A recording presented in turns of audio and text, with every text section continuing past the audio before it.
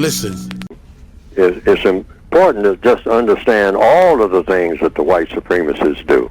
Because anything that you miss, that whatever you miss about the way they go about doing things, that's what's going to eventually trip you up. They already know that. I mean, the system of white supremacy is very, very, very finely tuned, like a smooth-running automobile engine. It's very fine-tuned. And they're always checking to see that that engine is running smoothly.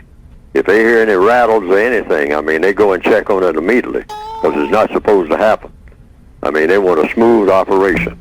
And the refinement stage of white supremacy means they do it so smoothly that the average black person, the average non-white person will say, white supremacy, that doesn't exist. Oh, what's that fool talking about? What are these stupid people talking about some white supremacy? I do what I want to do. I go where I want to go. Nobody tell me what to do. You know, so then the white supremacist was to look at that black person and say, that's exactly the way we want all of them to think, that we don't even exist. That everything is, you know, that they're running everything, that black people run the world. That's the way we want them to think. That is the ultimate in the refinement stage of white supremacy. See, white supremacy goes through 4 stages. The first stage is establishment. I don't know when it was established. Some people say 600 years ago. Some people say 400 years. Some people say, no, 2,000 years. Then there are other people, depending on what scholar you talk to, say, oh, no, 6,000 years. That's when they really got established, 6,000 years ago. All right? That's a long time. Now, I say I don't know, but I do know that they are in business now, the biggest business on earth. No business is bigger than that, the system of white supremacy. Okay. So I'm saying, I don't know when it's established, but it was established. Otherwise, we wouldn't be having this conversation. That's number one. And then the second stage is maintenance. Just like anything that you start, you want to maintain it. You want to go around, you know, if you put together an aircraft or something like that, you come around and check. Or you put together an air conditioning system or a plumbing system, you come and check it every now and then, see if it's running smoothly. That's what you call maintenance. Okay. Yeah, you see it, everything is in place. And then expansion is when you take in more people. Expansion. That's the third stage? Supremacy. And there's more people on the planet now than there was, say, 10,000 years ago or 200 years ago. More people on the planet. And most of them are non-white. So you're getting more and more people, you know, as your capital, you might say, in your business. You're taking in more and more slaves because they're being born. More people are being born all the time. And they're being born in your prison. All right, that makes your prison expand. All right, you make more room for them in your prison. Okay, and then the last stage, and this is the stage they want to stay in, refinement. You make your prison look like it's not a prison, where the prisoners are concerned. Now you got a smooth operation situation. Okay. All right, where you have people walking around saying, nobody tells me what to do. I'm my own man. I'm 21 years old. I'm grown. All right, I ain't no child. I mean, you know, I go and do what I please, when I please, when, you know, whatever I please, and have the non-white females doing the same thing. Okay. That's a perfect situation for a prison master. Okay, let me get this straight. Establishment, maintenance, expansion, and refinement. Establishment, maintenance, expansion, and refinement. Okay. Now, they're trying to stay in the refinement stage. But, you know, a lot of black people are saying, wait a minute, we're in a system of racism. You can't fool me about that. You know, hey, racism does exist. Okay. Racism is real. Racism is real. Now, you got a whole lot of black people who are saying that now. Okay. Not all over the world. Not near as many as should be. Nowhere near as many. Okay. But you have a substantial number. Now, that disturbs the white supremacist business. Because in the refinement stage, you're not supposed to be aware that there is such a thing as racism. Correct. All right, it's supposed to be so smooth. So they are arguing among themselves now. The white supremacists are. Okay. And see, I mean, I told you to keep this thing in the refinement stage. Now you got others that are saying, no, it's kind of getting out of hand. We got to start using the hammer and the fist. We got to start gunning them down like we did in the old days. We got to be right in their face 24 hours a day. Okay. They said, yeah, that'll work for a little while, but all that'll do is stir them up. Yeah. You don't want to stir them up. You don't want to woke them up. Let these Negroes sleep on. Don't woke them up. Let them sleep on. Mm-hmm. All right, keep them asleep. Okay. Refinement stage. Refinement. That way you can lay down and go to sleep, and they'll be waiting on you hand and foot, thinking that they're serving each other, thinking that they're serving themselves. That's what you want, a smooth-running machine. All right. There is a system of white supremacy, which is racism, which is designed to do what? Dominate and mistreat people of color. Anybody who is classified as black, brown, red, yellow, tan, beige, has a little bit of color in his or her skin, or somebody said that they did, even if a person looks white, but they say that, well, you got a great grandmother that had some color. All right. Oh, okay. Well, they're in the mistreatment category, right? Yep. Those are the people that you're supposed to mistreat because they got color in their skin. You know, if they got color in their skin, they're supposed to be mistreated. I mean, something is out of order if they're not being mistreated now. You got to mistreat those people that's got color in their skin. Well, why is that? You know, because I said so. Is that the reason? Yeah. That's all it took. That's all it took. Wow. And it's a lot of benefits that go with it. See? It's a lot of benefits that go with that. Mistreating people based on color, having a whole category of people, black, brown, red, yellow, tan, beige, just have some color in their skin, and you can do anything you want to with that person, and nobody's supposed to say anything about it. Isn't that a wonderful proposition? Have somebody wait on you hand and foot, do whatever you say do, think the way you want them to think, on account of the color of their skin. Don't you think that that's a wonderful thing to have when you got millions of people like that right there at your beck and call? Ain't that wonderful? Yeah, well, but that sounds like that ain't right. Well, we're not talking about right and wrong now. We're talking about what's convenient. Oh, well, it is convenient. Well, then, that's all we need to think about. What's convenient? All right? I mean, that's natural. That's normal. People like to do what's convenient, and racism is convenient for any person classified as white. All right? End of story. Period. And so the average white person takes a look at that and say, well, what if we didn't have racism? Then that means you don't have a category of people that you can mistreat and get away with. Do anything you want to with. Use any kind of way you want to. Underpay them. Don't pay them at all. I mean, you going to give that up? Give it up for what? What are you going to have if you give it up? Well, you got a point there. Yeah, I'll go with racism. So the average white person has every incentive to be a racist. I see. Okay. That's the bottom line that I want to, get to. Okay. Every white person, when given that kind of option, do you want the option of having people at your beck and call, people kissing your foot anytime you tell them to, and it ain't nothing they can do about it except kiss it? Isn't that a convenience? Well, you put it that way, it is. Now, you want to give it up and just have to everybody equal, which means you're going to have to work harder. You ain't got nobody to push around. When you get mad, you don't have nobody that you can go over across town and kick or shoot and whatnot. You just have to try to work it out. I mean, you don't have that convenience, Well, yeah, I see your point. Yes, I see your point. That's a wonderful point.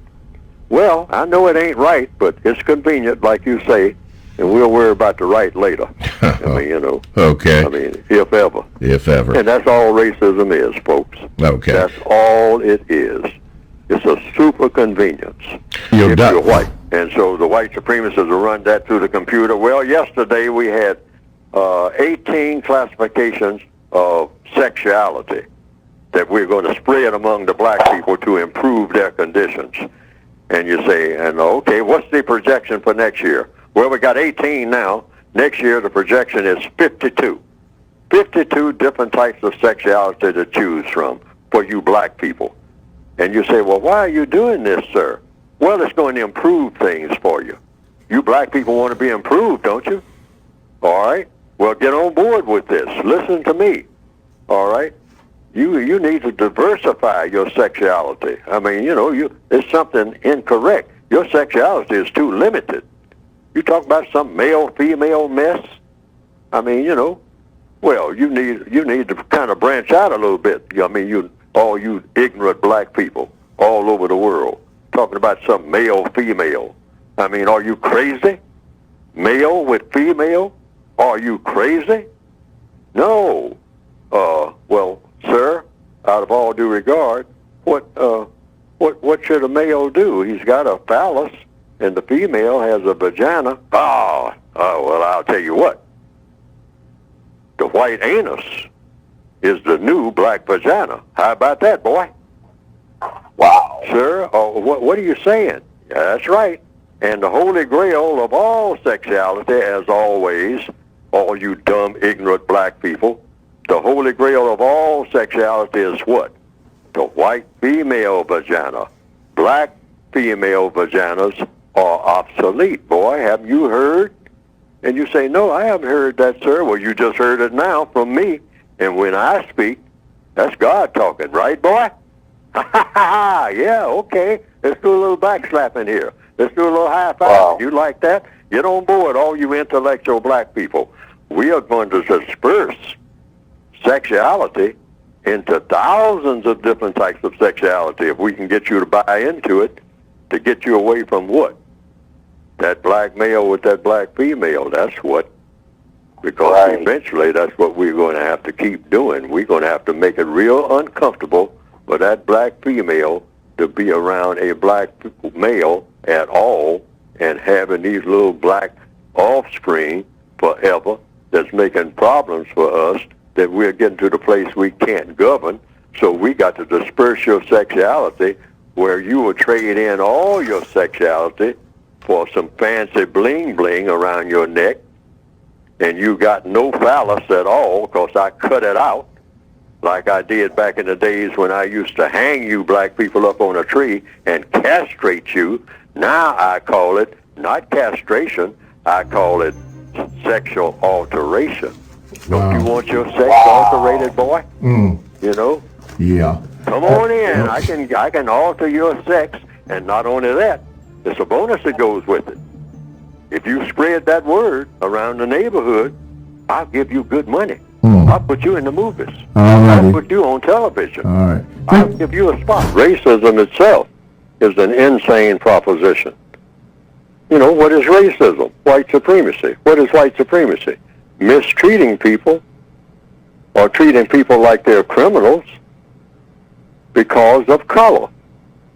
Also, you have, people in very high positions who say that if you're a person with black skin, you are a toilet.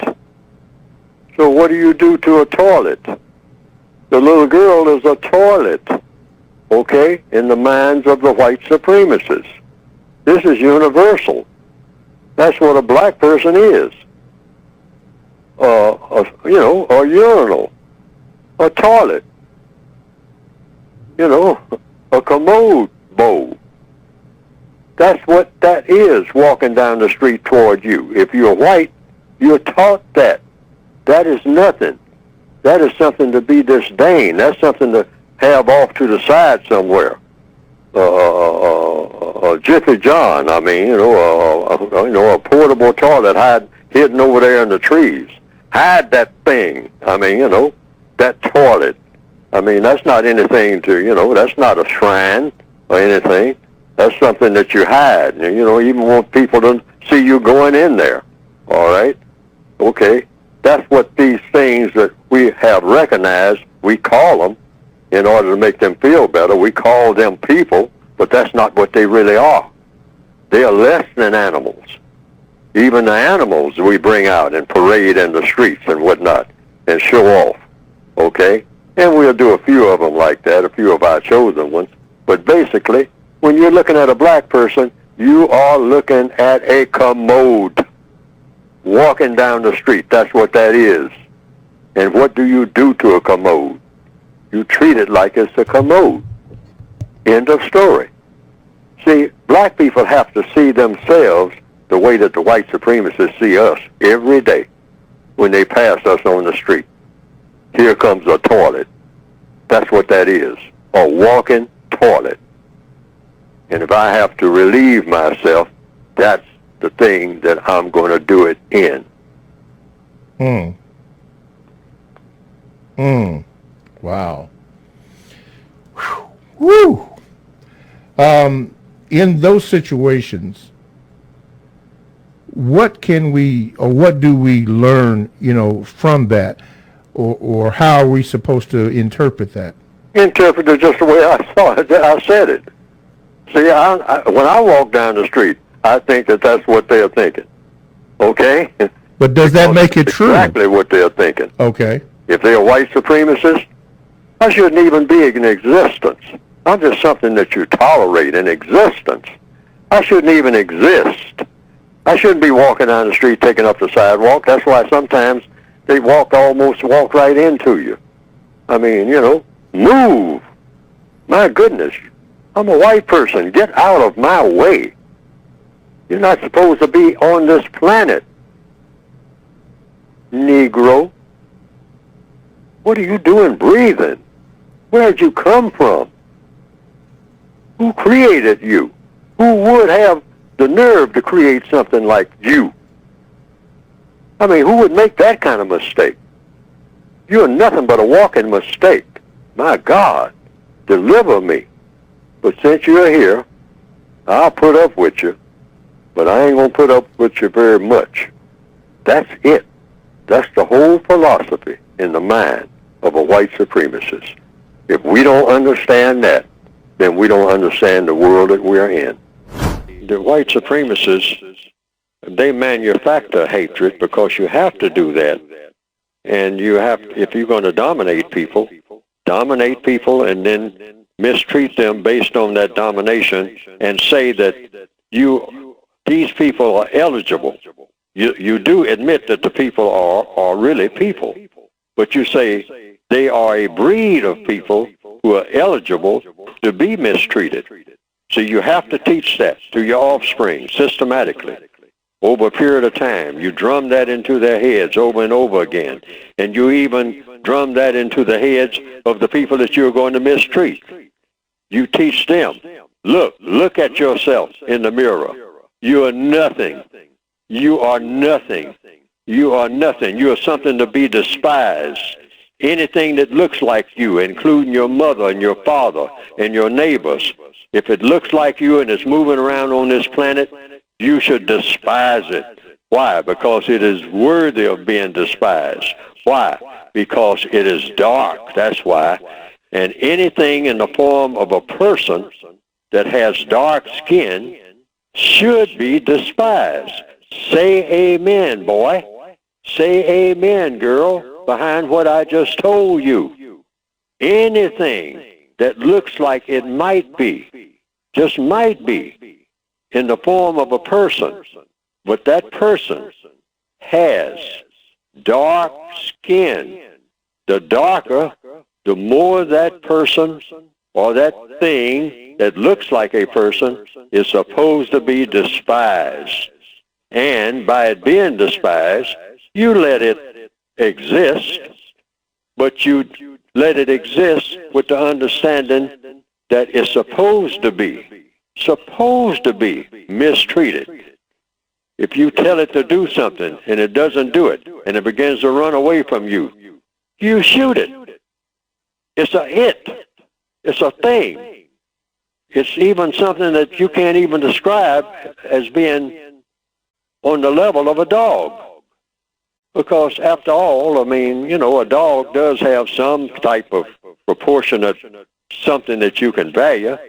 But this thing in the form of a person that you call a black person, you don't know what that is, except it's something you're supposed to, if you are classified as white, and even if you're classified as black, you are supposed to despise that thing and not only express it in words every now and then, not so much in the modern days, but you certainly express it in your actions toward it.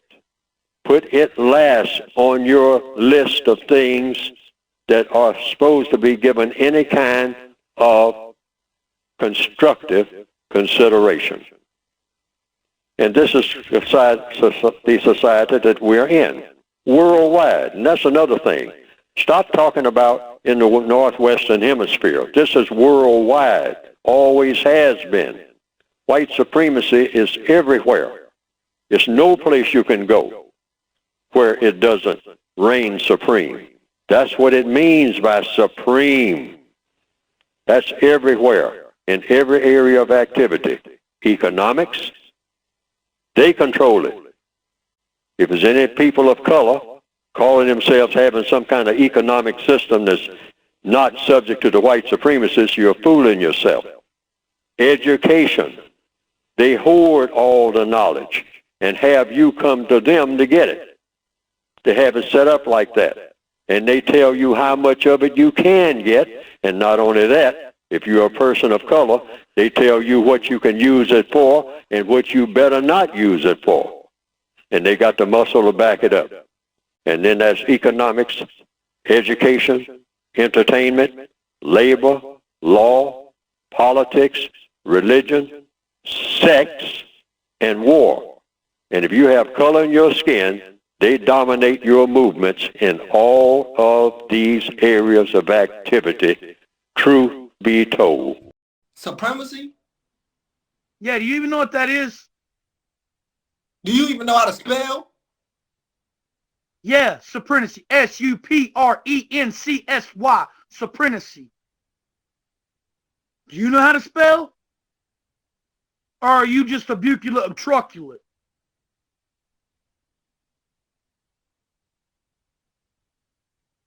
Because I'm not the one. I know a lot more than probably what you do. I'm probably older than you. I'm very sophisticated and I'm highly talented. Spell it one more time for me.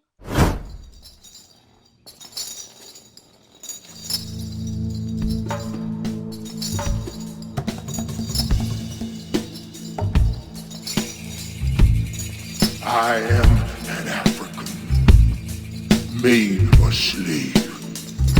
They stole me away 400 years ago. And I walk in limbo today. Between worlds I dwell, and only you, my people, can free me from this hell. I get no rest, I get no peace, until you release me. Set me free, so I may be in Mother Africa again. Brother, what can I do to set you free? Stop saying my name! That brings me back! Stop calling my name! That's a slave trap! So, what is your name that keeps you a slave? I will tell you my name. How you can set me free.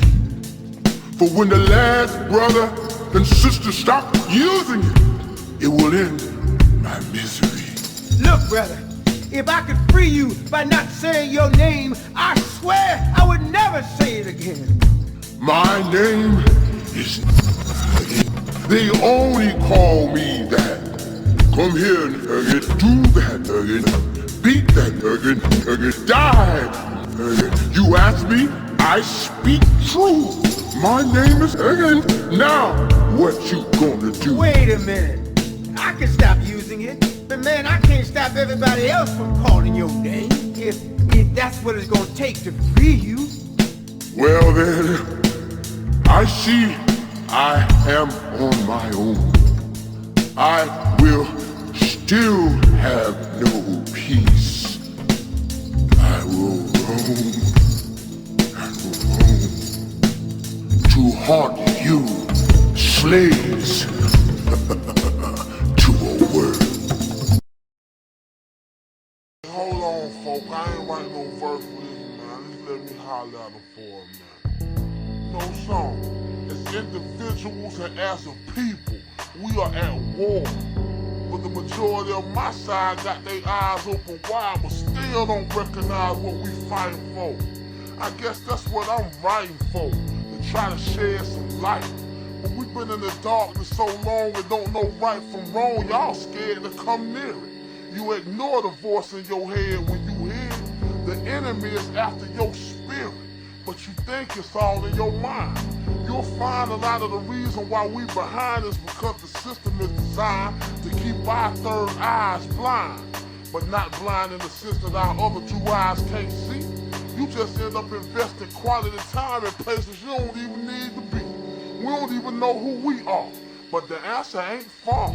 Matter of fact, it's right up under our nose, but the system taught us to keep that book closed. See, the reason why he got to lie and deceive is so that we won't act accordingly to get the blessings we supposed to receive. Yeah, it's true. Uncle Sam wants you to be a devil too. See, he jealous because his skin is a curse. But what's worse is if I put it in a verse, y'all will listen to some bullshit first. We ain't natural born killers. We are a spiritual people, God's chosen few. Think about the slave trade, when they had boats with thousands of us on board, and we still was praising the Lord. You know what I'm saying? You know what I'm saying? But now niggas is ready to die over a coat, a necklace around your throat. That's bullshit. Black people, y'all better realize that we losing. You better goddamn fight and die if you got to get your spirit and your mind back. And we got to do it together. Good and mark means the good die mostly over bullshit. You take one O away and it'll let you know that God is every man of blackness. The Lord has spoken.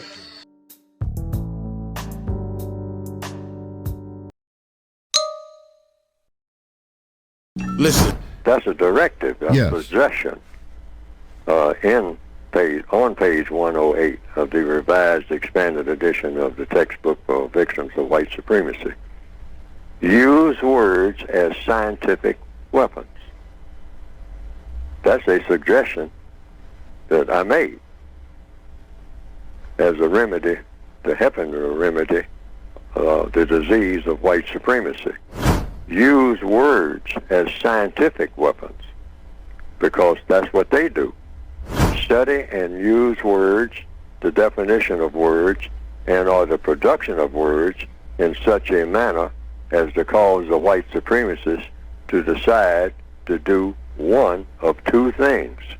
In other words, this should be, for victims of white supremacy, your intermediate goal toward the production of universal man and universal woman.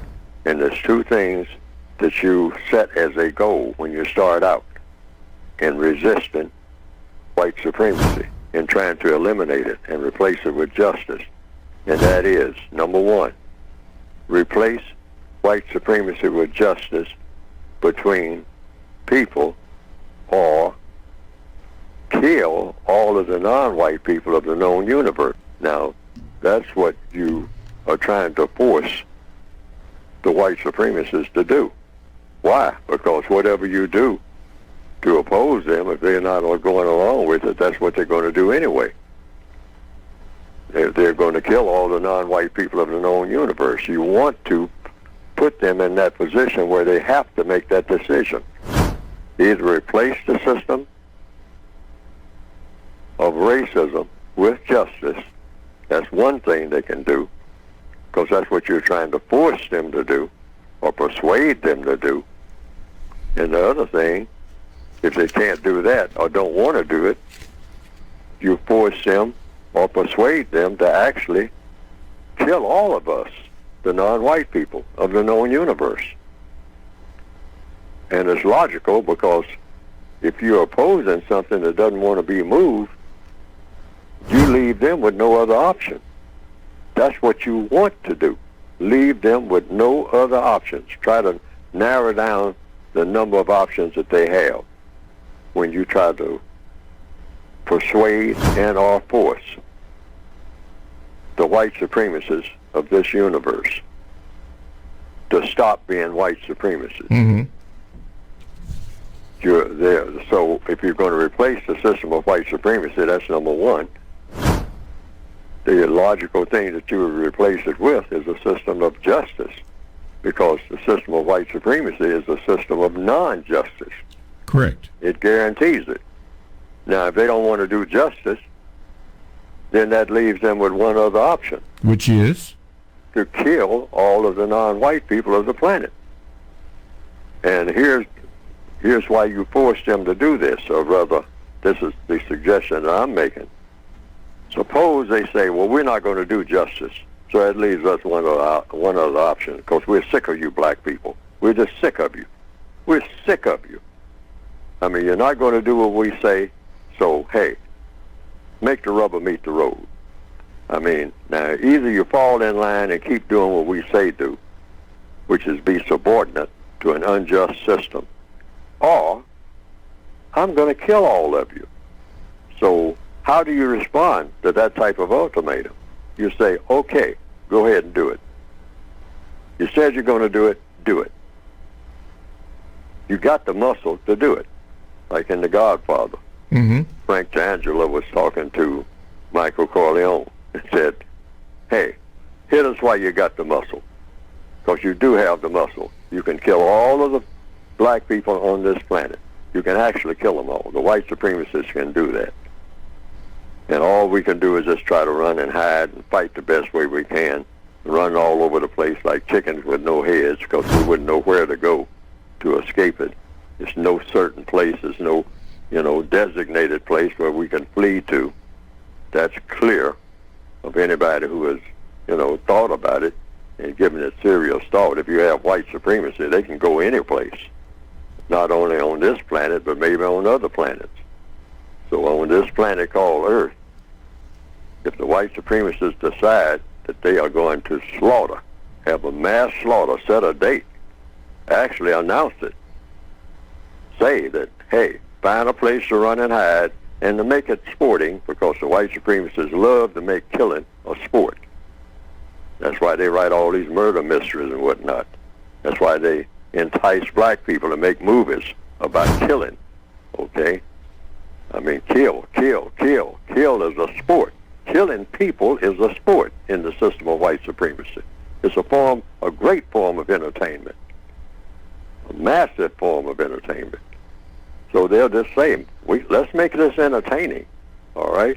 You black people love entertainment. Well, we can entertain you with a lot of killing, like we have been doing, and you can get a lot of entertainment yourself by dying from our killing. But we're going to make a sport out of it by saying, say this is January, give you a year to find a place to hide and to get your guns ready and everything. We'll make a sport out of it, And then we'll say, okay, you ready?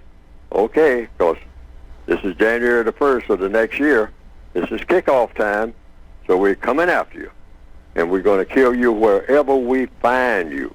Babies, everybody. Everybody black, you're going. The wagon is coming today, January the 1st of this particular year that they designate, and everybody agrees on. They're coming after you. Fight the best way you can. Run the best way you can. Hide the best way you can. But we are, when we find you, are going to kill you, and it ain't nobody coming to your rescue, because nobody got that kind of muscle. Now, this is exactly what black people are supposed to be trying to force the white supremacists of this planet to do, or do justice. Number one is to do justice. That's what we really should want. That's what I want. Yes. But they may decide, no, we're not doing justice under no circumstance. We're not going to give you, no, we're not doing justice. We're not in the business of doing justice. So we got another option. If you're not going to fall in line with what we've been doing all the time, we're going to kill you all. So I say, do it. And there are a lot of black people who say, full of don't invite that. It's not an invitation. It's what they're going to have to do anyway. I don't care how you approach it. If they're not going to do justice, otherwise we have to put up with justice into injustice, non-justice into infinity. Black people's actions are the result of the system of white supremacy, period. I'm going to say that again. Everything that black people do on this planet is the result of the system of white supremacy. Now, and we have been carefully trained by whom? By the white supremacists, to be people who are, in their behavior, tacky, trashy, and are terroristic. They have made us into people who are non-constructive in just about everything that we do, so that so-called black culture is just as rotten as it can be. This thing that we say we are so proud of, we are as crazy as any people can possibly be here in 2019, worldwide. We are absolutely insane to the maximum degree. And we've been insane for so long, we don't even recognize it as being insane. Walking around grinning and celebrating and showing off.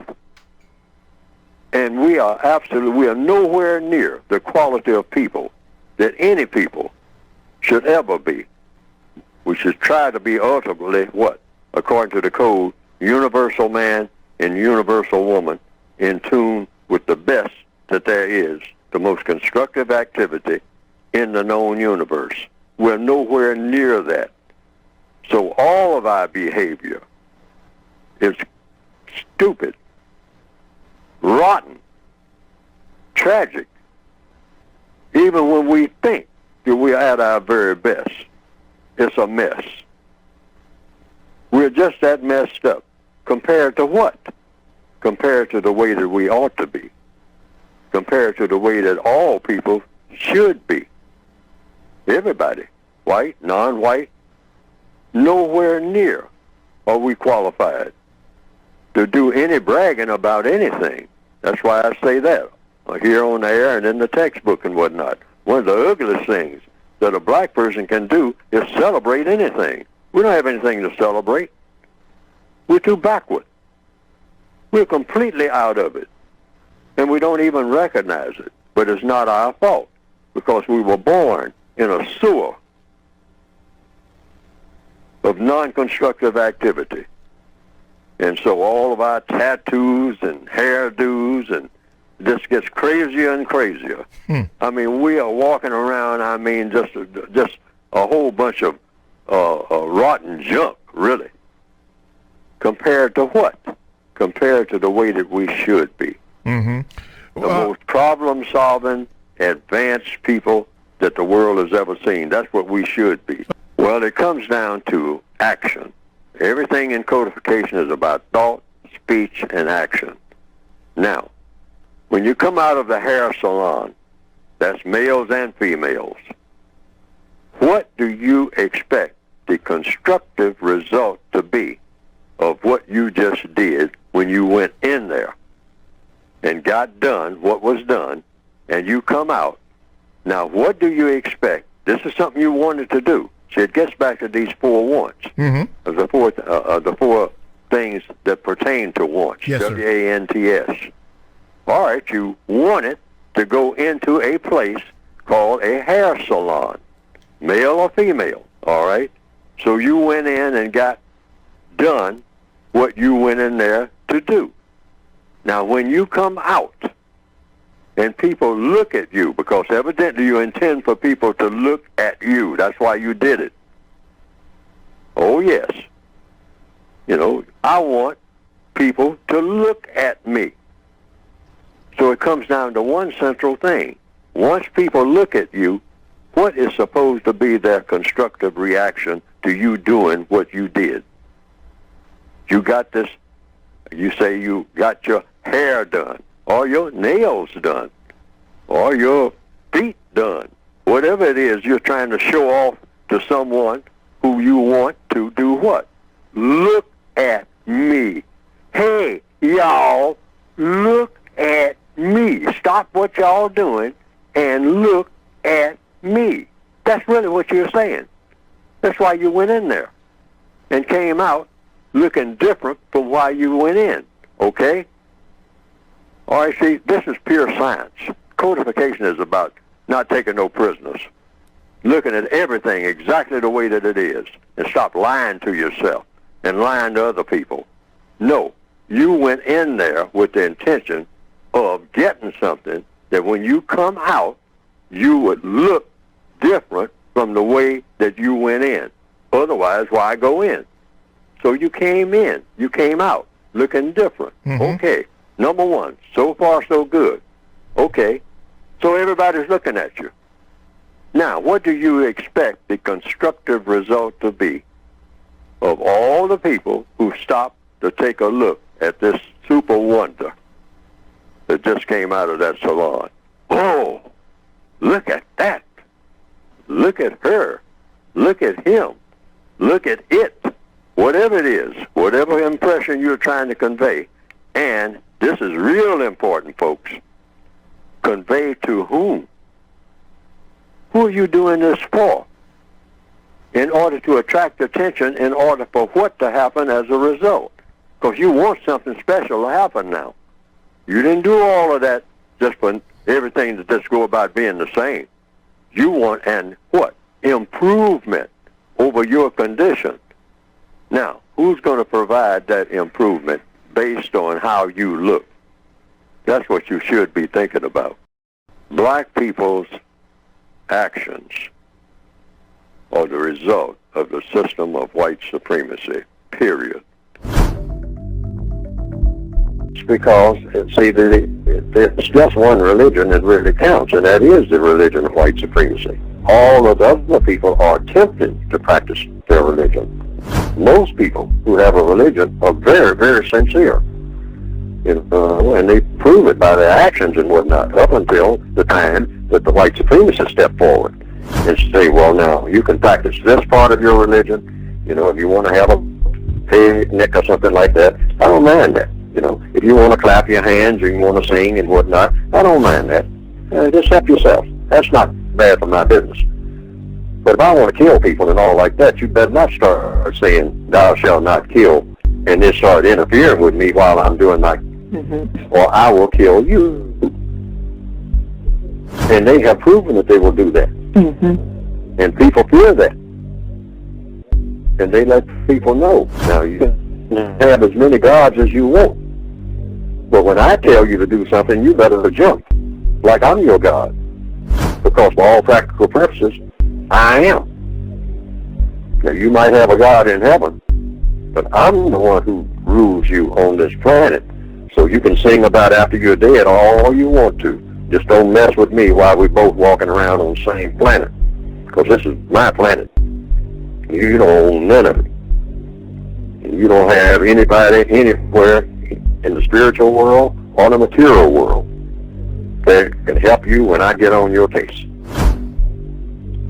And most people, so far, have backed down when the voice of the white supremacists come into the picture. And some of them haven't backed down. And most of them who didn't back down are dead. Who are you? You don't know. Don't tell me Negro, that's nothing. What were you before the white man named you a Negro? And where were you? And what did you have? What was yours? What language did you speak then? What was your name? It couldn't have been Smith or Jones or Bunch or Powell. That wasn't your name. They don't have those kind of names where you and I came from. No, what was your name? And why don't you now know what your name was then? Where did it go? Where did you lose it? Who took it? And how did he take it? What tongue did you speak? How did the man take your tongue? is your history? How did the man wipe out your history? What did the man do to make you as dumb as you are right now?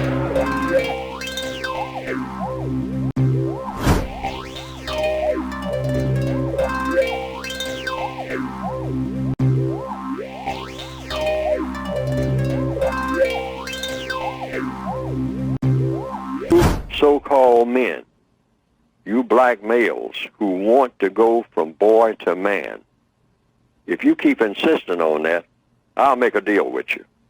I will not allow you to ever be a man, because there's only one man in this house, the house being the entire world, and that man is white, okay? But if you black boys want to go from boyhood to manhood, I'm not going to let you. But I'll tell you, I'll make a deal. Tell you what I'm going to do. You can go from boy to woman. Oh, no. Now, if you put on a dress and start switching around like your sisters, and I'll have most of you raised up in a house full of nothing but females, so you'll learn how to put on the clothes and the lipstick and all of that. I mean, so sit there and watch your mother and your sister get dressed. You get dressed right alongside of them. I'll have maybe about 4 or 5 generations of you doing that. So you'll be real comfortable in walking behind your mothers and sisters looking just like them, acting just like them, twisting just like them, looking for a boyfriend like them, because that's what you hear them talking about on the phone. My boyfriend, my boyfriend, my boyfriend. All right? And so you'll be looking for some fella, a male, to come and pick you up and take you for a ride in your new high heels that you borrowed from your sister. Oh, wow. And you are a male.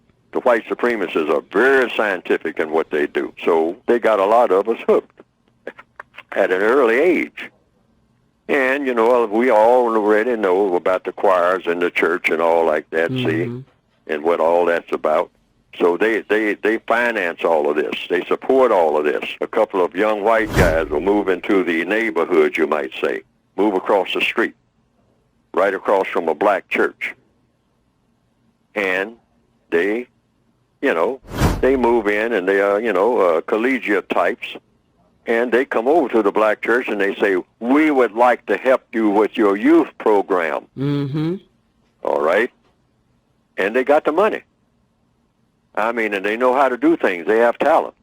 They come in there and they say, well, the way you're running your church, I mean, you know, it's not fostering anything, I mean, that you're going to not have growth here. Well, we can start keeping your books, I mean, and show you how to grow your church. And this lawn that you got out here, I mean, it's real, it's not well kept. I'm a horticulturist. And me and my buddy here, we can come over on weekends and we can make this lawn, I mean, look really outstanding. I mean, when people come through the neighborhood, they will be amazed at how wonderful this place looks, because it's kind of run down, see? And they will volunteer, you know. They say, we're trying to help the community. We moved in here and we want to help. And see, and then they get in charge of the little boys program. You want to know why your son is acting the way that he is when he comes home? I mean, he's beginning to act peculiarly. That's because these two white supremacists, which is what they are, when they do this type of thing, have infiltrated you right under your nose.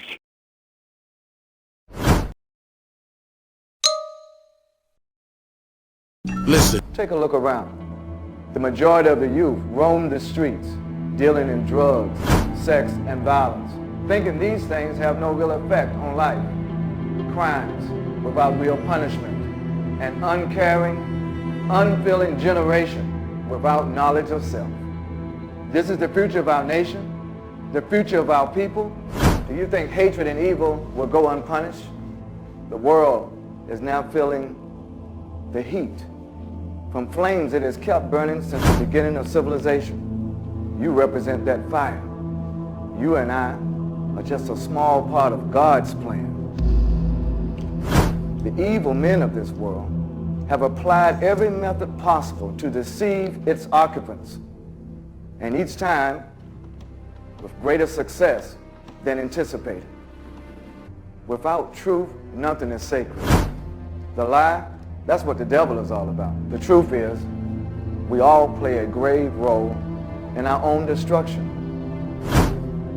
Your money, your lifestyles.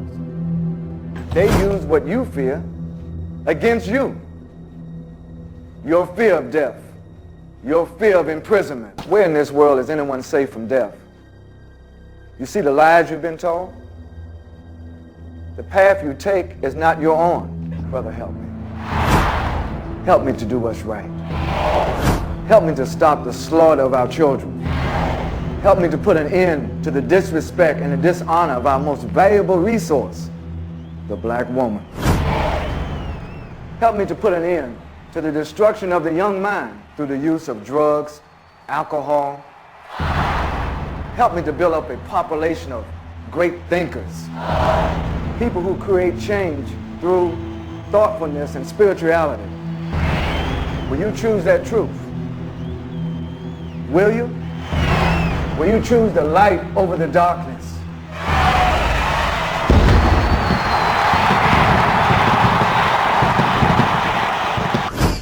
Supremacy? Yeah, do you even know what that is? Do you even know how to spell? Yeah, supremacy. S-U-P-R-E-N-C-S-Y. Supremacy. Do you know how to spell? Or are you just a bucula obtruculate?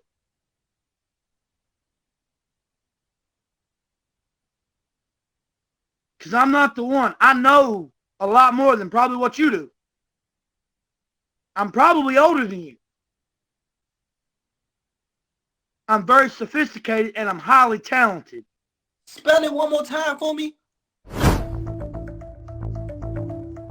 Just more of the same of what you're looking at now, and becoming more and more sophisticated, more backstabbing, more black people walking around like zombies, not knowing what to do, not knowing what to value, not knowing what's important, not knowing the difference between a male and a female. Just stone, obliteration of the mind. Complete. No value system of any kind. Just going around doing things like robots, like Frankensteins. On the course that we're on now, because of we don't have a vision, and people who don't have a vision, I'm saying, like I said in my book, because people have asked me this time through the years, what is it that we should want, Mr. Fuller? And I said, well, we should want to be what people ought to be, if we can ever find out what that is. And so that's an evolving process. So we'll put a label on it, said we should be evolving toward universal man and universal woman. Now, what would that look like? We really don't know, but it would be the very best that there is in a most constructive manner. And the only way you know the difference between something constructive and something non-constructive is by trial and error. So you always try to do the constructive thing in every area of activity. In economics, what's the most constructive way to use your time and energy? Because that's the compensatory definition for economics, the use of time and energy. So what's the most constructive thing to do each and every minute of each and every day in the use of your time and energy? And then in the field of education, what's the most constructive way to educate people? Well, to the extent that the white supremacists has anything to do with anything that black people do, they do things that are harmful to black people. That's the answer. The prisoners of war are supposed to be harmed the way that they think. You got color in your skin, you are eligible to be dominated and mistreated. That's what you are born for. That's what they are taught.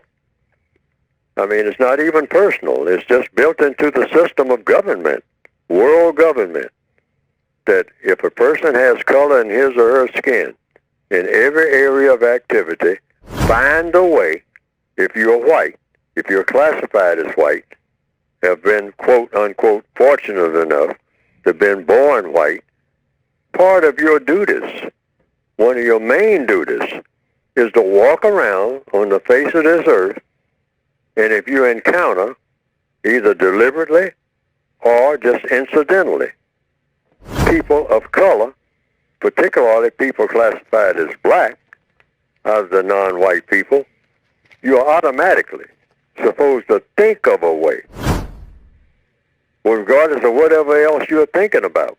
If you are classified as white, you're supposed to automatically say, yon goes a person with color in his or her skin. Now, as a duty, as a white person, it is my duty to kind of figure out a way to get over there where that black person is and figure out a way that you can do some type of harm to that person. Period. That's the way they are taught. That's the way we all are taught. Black people are taught to treat each other that way. By whom? Directly, indirectly, through the books and all like that, and through the use of the word dark and black, and the way the word is used, that is outlined in the code book, in the word guide, and in the basic textbook. The way the word has been used, dark or black, something evil, something, that, hey, what is that? Throw rocks at it. Stop it from moving. And if you're not going to stop it from moving, watch it while it moves and see if it does anything that you can find a way to disapprove of, and then take action against it. Now, when you see yourself that way, you're seeing yourself the way that the white supremacists and most white people on this planet have been taught from birth to react at the sight of a person who has color. The darker, the more foreboding, the more Halloween, the more Walking Dead, the more ghoulish, the more grotesque that thing is. Something that brings horror, something that is a terrorist, something evil. They're taught that. So you're supposed to understand that. All right? Claude Anderson, he recently said, it was almost a mind-blowing point. Claude Anderson said that when black people kill black people, we're actually emulating white people. Absolutely. I mean, he's not the only one to say that. I mean, hundreds of books have been saying, I've been saying it. I mean, and black people know that. Black people get up in the morning, a lot of black teenagers all over the world now, and particularly in the Northwestern Hemisphere, it's completely self-evident. This is what all the locks on the doors are about. This is why walking down the street is dangerous. It's because we have got black people walking around all day long looking for an excuse, because we're trying to, particularly black males and a growing number of black females, looking for a way to prove that we are somebody. And the way that we do that is you do harm to another person of color. Find somebody that looks just like you and try to, hey, I'm going to get all over that thing. I'm going to kill that thing. I mean, that thing shouldn't even be here. I shouldn't be here, but I ain't got nerve to kill myself, so I kill him because he looks like me. That's a reflection of me. That reminds me of me, and I can't stand myself, so why could I stand him? And that's why we kill each other by the bushel all over the world as we're speaking right now. And we call it tribalism. We give it all kind of names. Well, you ain't a member of my gang. Yes, you are. You're all fellow prisoners, that's all. But you got prison gangs, all right? And the warden says, well, hey, let them kill each other. I mean, hey, the less burden on the taxpayer. We're tired of running ambulances for these Negroes. The white supremacists who own everything, by the way, that's what they call ownership. Really, they stole it all, okay? Because that's how they got their capital. That's how they got the building in the first place. That's how they got the land to build the building, by taking it from somebody. People who, in the Northwestern Hemisphere, by their own admission, see, I'm not making a false charge, because when you make charges, you have to back them up. I'm just going by what the white supremacists told me in the 8th grade, indirectly, in the history books. That's what they call them. They said, Neely Fuller, little colored boy, sit down here and study history. I say, okay, what's history? Well, it's a record of the past. And I want you to know about some of the things that I have done in the past.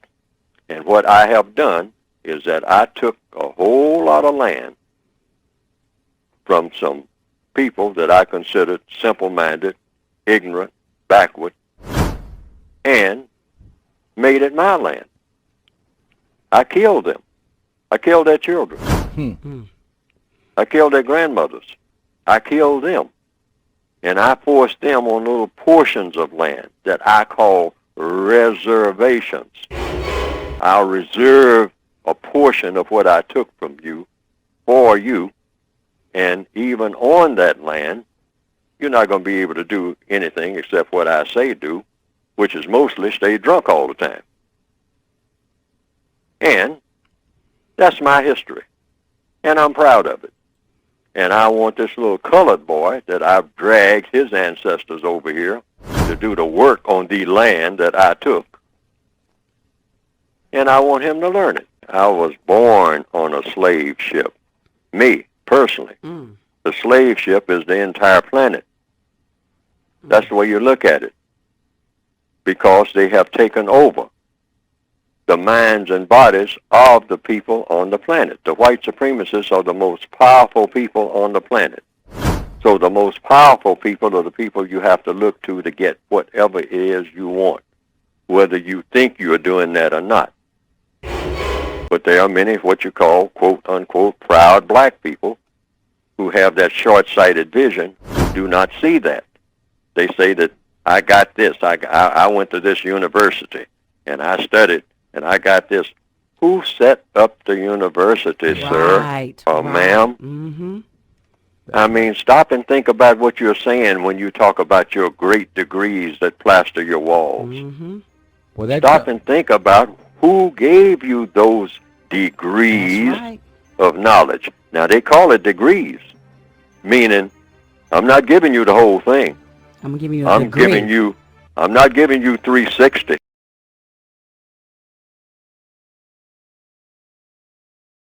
That could be. I don't know. It comes down, it's been discussed by many, many people. Why do the white supremacists practice white supremacy? I have not done a lot of research on that. There are people who have. And there are many, many theories. There are many concepts about why this is. But I came to the conclusion that they finally pulled it off. And that's the part that I deal with. I just deal with the mechanical part. In my opinion, in the modern day, because they are already in position, see, they can do anything they want to with the black people now, with the non-white people. See, they don't have any fear. See, they might have had fear when they started out, but that fear has been erased by what? Once you are in charge of everything, you're not in fear of the thing that you're in charge of. When you're trying to get in charge, that's where the fear is.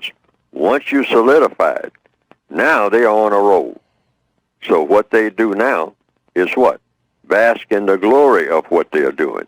They have already captured everybody that they wanted to capture. They're not running around trying to capture somebody, they're still out there loose somewhere. No, they have made all of the non-white people of this planet their prisoners of war.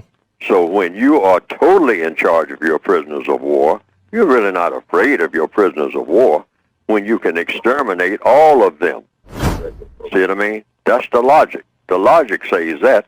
I don't have any fear of anything that I'm totally in charge of. See, when I say total, I mean total. So what do they really get out of this now? That they have achieved what they set out to do. They're not trying to achieve it. They have achieved it. It's called white supremacy.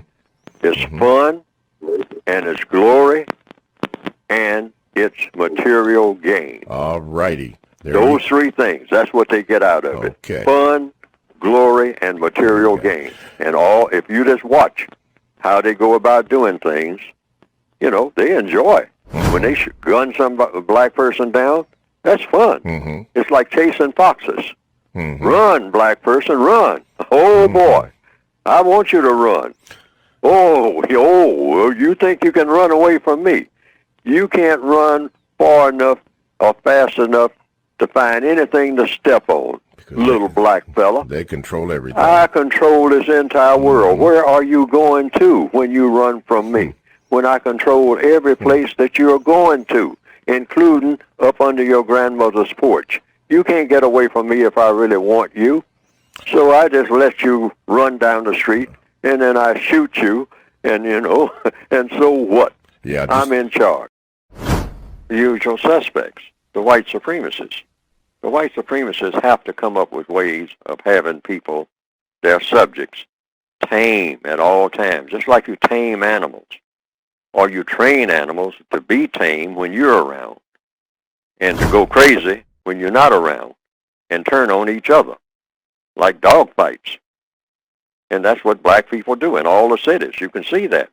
I mean, trying to run up the murder rate.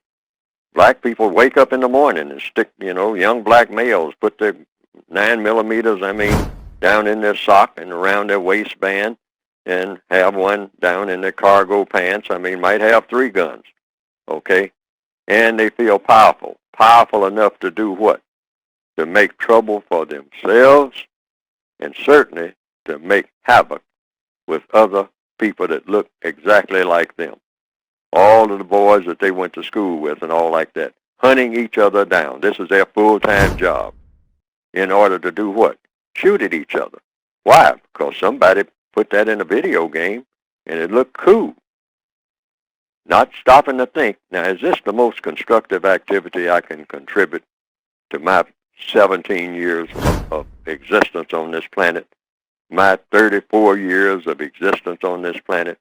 Is this all I can think about? Is there anything else anywhere on the planet or in the universe that I can think about that would make some kind of sense other than doing this?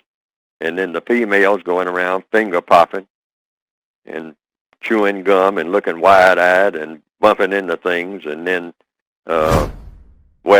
hey, this is life, and this is what I choose to do, and this is the greatest thing that ever was or ever will be, is being a member of the Bad Girls Club.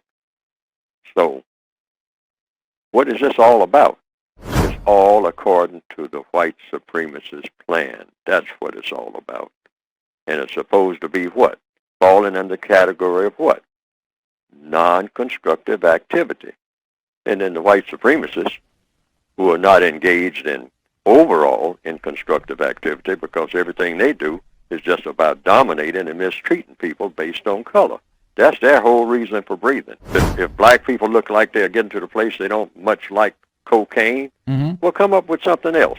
We got about 15 dozen other items that we can feed them, and they're always looking for something new. Under the system of white supremacy, you can expect these things. These things are to be expected.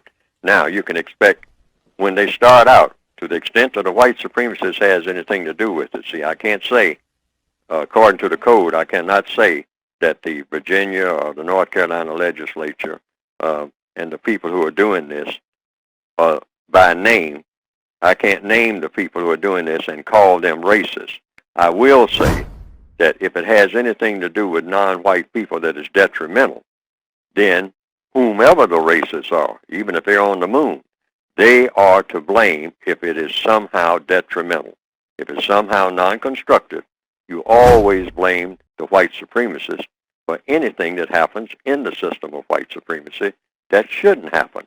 So if people are being drugged up like this, the black people don't know anything about drugs. We've said that like for ages. Cocaine and all like that, we didn't know anything about that. We didn't know how to use it in a detrimental way on a grand scale like the white supremacists have done. So if they have come up with new types of drugs, and they probably have hundreds of types and hundreds of different variations of detrimental drugs, which are just chemicals, by the way, they can mix and match them and whatnot in a laboratory and whatnot, and say, let's go try this on the black people. Okay, well, let's try drug A, and then we'll try drug Q 5 years down the road. Now, when we try them out, we'll get them hooked on it, then we will condemn them for being hooked on it, and then we'll tell them that they're unfit, antisocial, and therefore we're disqualified for the job. And then we'll go to the next stage saying that, you know what, since you're so drugged up and your children are so drugged up and everybody you know is so drugged up, you all come in next Thursday. And I'm not going to punish you because, after all, you are sick. But since you are a bunch of sick people, and you're kind of worthless, really, because you're unreliable on account of these drugs that you have chosen to take, thinking that will solve all your problems, and it just made a whole lot more problems. But you all come in, and I'll have mercy on you, and I'll just see to it that you don't have any offspring. So that'll be the next drug I'll give you. Come in, and all you dark-skinned people come in here and get sterilized, because you're not going to do anything but produce a whole bunch of worthless children. And that's already been proven. You yourself say that your children are worthless. You even express how much they're worthless by, if I turn my back as your master for 5 minutes, you start killing each other. That's all you know what to do with each other. You don't know how to do anything with each other but kill each other and call each other names all day. You're constantly searching for newer and better names to call each other. You want to fight on the buses. You want to fight on the streets. So I'm just going to sterilize a bunch of you. Wow. And I'll be doing you a favor. And again, by definition, according to the compensatory code, is a victim of white supremacy. That's the logical definition of the word, again, a person who is in a status of victimization. So when I'm calling, again, I'm being called correctly when you give it that definition. It's an accurate term. A victim of white supremacy. You can't be, again, without being a victim of white supremacy.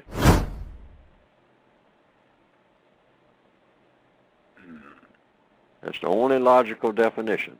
The term itself doesn't have a definition. But if you give it one, that would be the logical definition. Being black does not make you, again, you have to be black and a victim of white supremacy. That qualifies you for, again, hood. Can you be just a non-white person? Non-white person, again, if they're victims of white supremacy. A victim, again, is a victim of white supremacy. You have to be non-white to be that. Black, non-white, it's all the same thing. The process of victimization means you become victimized by the white supremacists. That's how you become a nigger. You have to go through the process of victimization. Replacing white supremacy with justice should correct that reorganization process? It would eliminate, again, you know, it wouldn't be no such thing as an again. It's just like saying that a prisoner is no longer a prisoner. See, just substitute the word prisoner for, again, and again for prisoner. You're a prisoner of the system of white supremacy. Once you're no longer a prisoner, you're no longer, again, within the context of racism. Black people who are on some other planet are not, again, they're not subject to white supremacy, because white supremacists don't even know where they are. They're not subject to them. If it's some planet out there, a billion so-called light years away, trillions and trillions and trillions and trillions and trillions of miles on some other planet that nobody knows nothing about, and the people are non-white, purple people, green people, black people, whatever. They're not, again, you're not subject to racism.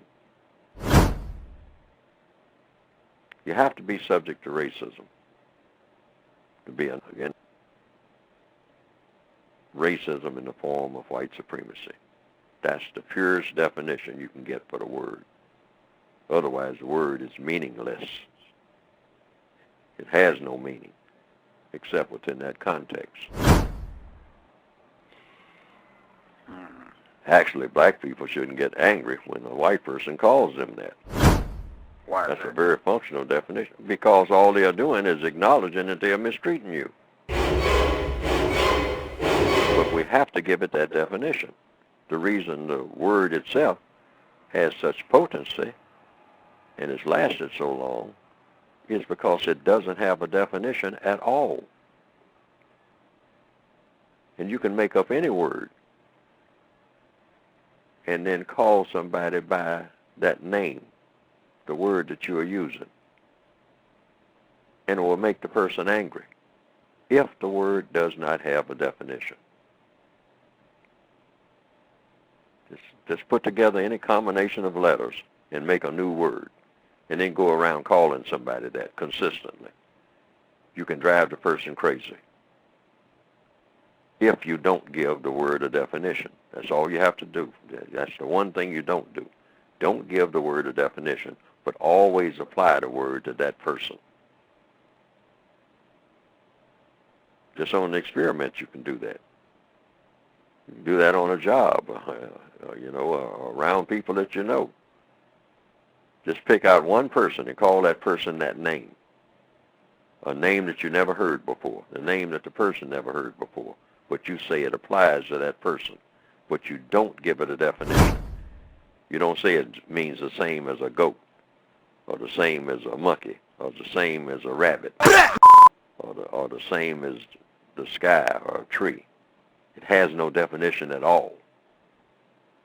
But you call this person that. Every time you get angry with them or something like that, every time, you call them by that name, you can drive the person crazy because they don't know what you're calling them. That's the key. It's supposed to be something terrible, but you don't know what it is. And that's what they have done with the word again. The word again has no definition. Most people hadn't even noticed that. Most dictionaries will say, again, the word again is a derogatory term for a person who is a Negro, black, person of African descent. But the key term here is derogatory. But the key element in that word, derogatory, is they don't tell you why it's derogatory. And that's what gives the word its power.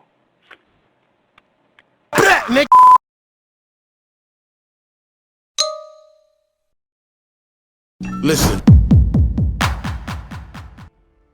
It has to be a quantum number, though. It has to be a quantum number. In other words, a large number of non-white people, period. Not only a black male, but black females, too. In other words, people who understand white supremacy, what it is and how it works. That's the first order of business. You have to understand that the entire world is dominated by the white supremacists. And if you have color in your skin, you are a person who has been assigned to be mistreated because of your color, because of the way you were born, because of the way that the creator of you, if you are a person of color, a non-white person, the creator put color in your skin. And the white supremacists are saying, well, regardless of who did it, it means you are eligible to be mistreated by me because I'm a white person and you are not white. So I have the power and the authority and the privilege and all of everything that's supposed to be of benefit is supposed to be around me. And you are only supposed to get what I say you can have because you have color in your skin. Now, the non-white people who understand that this is the setup and this is the dominant government of the entire planet, then the white supremacists will understand that you understand this, and if enough people understand it, people can't go. It's something about the mind that says you don't go against something that, you can't ignore something that you understand, particularly when it's working against you. That'll keep bothering you until you'll have a tendency to do something about it. Now, that's what the white supremacists do not want. They do not want black people to be logical. They do not want black people to think about anything except something that's real silly and real stupid. This is why they always glorify stupidity in black people. If a black person has a tendency to show stupidity or silliness, that black person, the white supremacists immediately seize upon them and say, this person doesn't show any signs of being serious about anything. So these are the black people that we want to become more and more prominent. And we will feed into their silliness. Anything stupid that they come up with, or we come up with for them, we will glorify it, as long as it's stupid and silly. Anything that's serious and constructive, we don't want them to be logical. We don't want them to tap into that. That's not the way we want any people of color to ever think. We want them to be celebratory people, the people who are jumping up and down and turning flips all day and running around in a circle. And then when they bump into each other, I mean, they immediately start fighting each other. That's the way we want to keep them. But if they're sitting down and slowly thinking things through and trying to be problem solvers rather than problem makers, no, we don't want those type of non-white people to get out from under our surveillance. You watch them very closely. It's like that dangerous black person on the plantation who's always going around trying to read something or trying to figure things out, asking questions, trying to figure out how the plantation is run. That is a dangerous Negro on this plantation. Sell him down the river or give him a good whipping and stop him from being curious about serious things. Keep him in the silly mode. That is the category that black people are always supposed to be in, the silly mode, the destructive mode. Don't let them think about anything serious, because then they become a danger.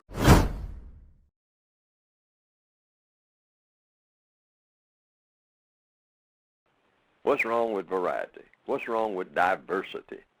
Diverting from one thing to another. Well, maybe nothing, but let's examine it. Examine it for what? To see if it is an improvement over what you already had. And if so, justify it by showing, by example, where's the improvement, which one of these, see, when you start talking about homosexuality or lesbianism, these are not just abstract words. These are talking about you have to do certain things to qualify. So what are these things that you do? And which one of them is an improvement over what has been done? That's just like a person might come around and say, well, hey, you know, I used to kind of be attracted to people, you know. I've had several wives and all like that. Even had a little incest, I mean, every now and then, I mean, you know. And, but I finally came to the conclusion that people ain't where it's at all. I'm in the bear. You know, you say, what do you mean you in the bear? I'm into bear. I go out in the woods and I chase me down a bear. The bear ain't chasing me no more. I'm chasing them. I have found that that's a wonderful alternative. I mean, after all, man, I mean, let's face it. Look at these marriages and divorces and whatnot. I don't have no trouble with the bears. I mean, I used to didn't think of anything about bears except just going to the ball game, you know. But I found out that, man, if you really snuggle up to a bear, you'll never want to go back doing nothing else. Now, where'd you get that idea? Well, it just came to me one night. Tired of these women. In fact, people was telling me, well, if you don't like women, get you a man. Well, I'm tired of them too. So I'm in the bear. See, now you might laugh, but it's going to come to that if it ain't already. Because there are some people into that. Yeah, they call it, what do you call it, bestiality? Yes, sir. Yeah, see, I mean, that might be a wholesale thing. In about another 10 years, they say, well, hey, well, you know, this gay and lesbian thing about play it out, man, ain't where it's at. You know. Man, everybody's trying to preserve the bears now. You know, I'm trying to get me a panda. You know? Now, what is the point that I'm making? It's a lots of things that the mind can do. The mind is extremely inventive and extremely flexible. But the basic question is this type of activity an improvement, and if so, why? Otherwise, why are you coming around asking black people who don't even have a roof over their head that this is what they should be pushing now? Mm-hmm. They don't even have a decent school or a decent job. But now you want them to join the gay rights movement, and that should be their priority. We should drop everything else and make that a priority. I don't see the justification at all. Mm-hmm. They have some white people who came around years ago and started calling it the rainbow. You know, kind of, you might excuse the pun, tailgating Jesse Jackson's rainbow push for civil rights. And then they got to saying, well, what is this all about? And when the question was asked, they answered by saying, well, it's another division of civil rights. Yeah. Yeah. It's all the same thing. Discriminating against gays is the same as discriminating against blacks. And a lot of black people say, wait a minute, it may sound like the same thing, but it ain't the same thing. But they were able to shout all of that down. It is the same thing. Why is it the same thing? Because I said so. White supremacy in action again. Always, because I said so. See, but, you know, but that don't, you know, it sounds like it could be right, but it's something that still don't add up. It ain't the same thing. It is the same thing. Trust me. No different. Discrimination is discrimination, which is another word that people should pay attention to. Everybody discriminates every day. You discriminate when you decide to ride the bicycle to work rather than catch the bus. Now, does that say that you are discriminating against the bus riders? You know, so that word discrimination, I don't even use it because everybody discriminates. It just means choosing. But what is the key? The key is it a choice that's constructive? When you start talking about black people's plight now, see, that's a different thing altogether. Is it constructive or is it non-constructive? Because it's got to be one or the other. Is it an improvement? Now, we already have a mess with the male-female thing, but you would have that anyway under any system that's unjust. But now, are you making a bigger mess, or are you straightening out all the mess that ever was? I have no reason to believe that this is helping to straighten out anything. It's helping to make it worse, particularly when you start doing it right down to the grade school level. Mm-hmm. Start saying that this is something that this is just what you children need.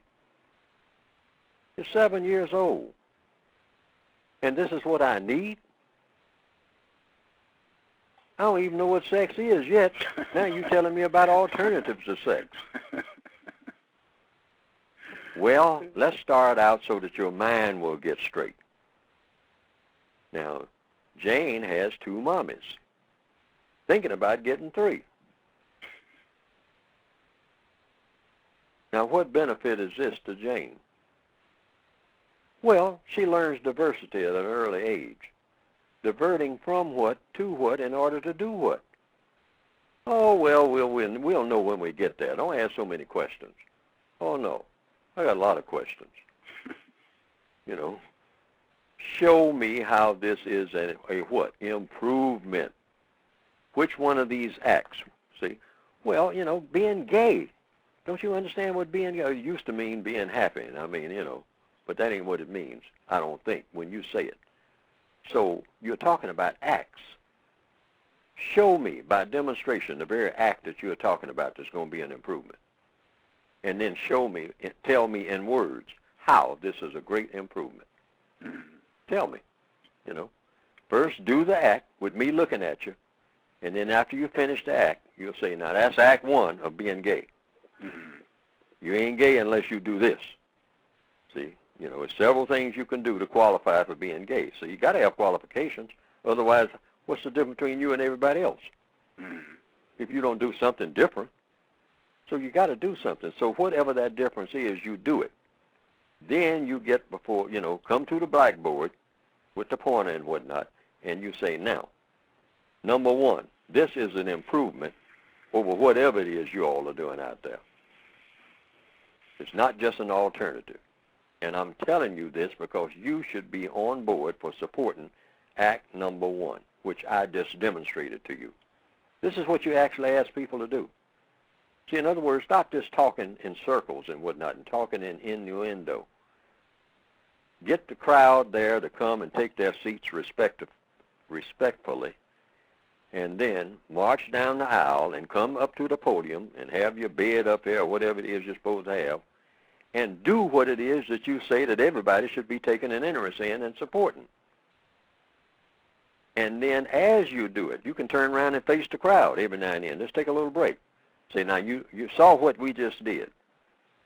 Now, this is an improvement over what has been because of, and then enumerate the improvements and ask for questions and answers.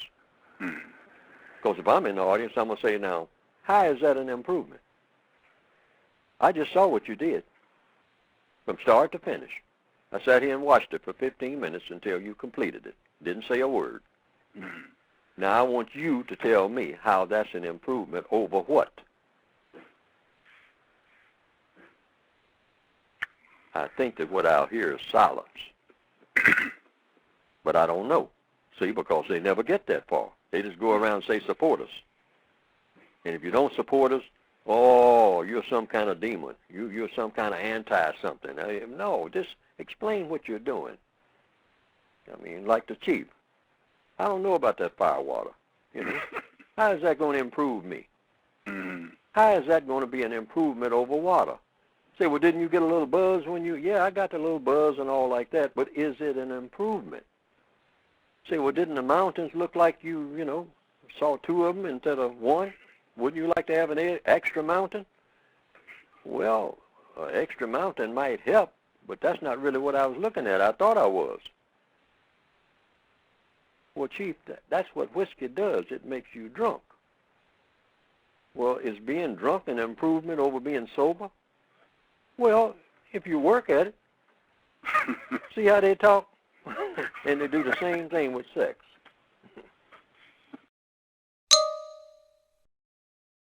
Listen.